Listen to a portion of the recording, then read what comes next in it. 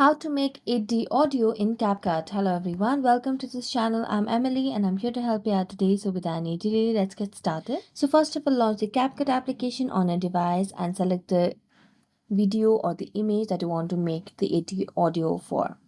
So as you can see, I've already selected the photo over here.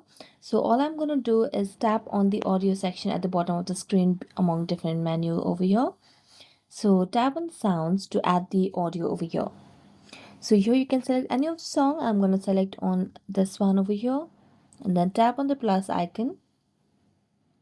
And then all you have to do is tap on the audio effects over there. So tap on audio effects, and as you tap on audio effects, all you have to do is wait until all the option pops up.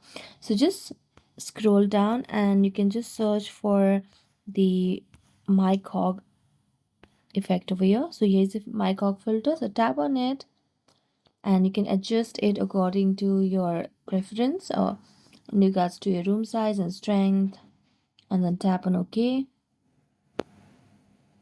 and then you'll be able to make it the audio in CapCut. So thank you so much for watching this video. See you next time.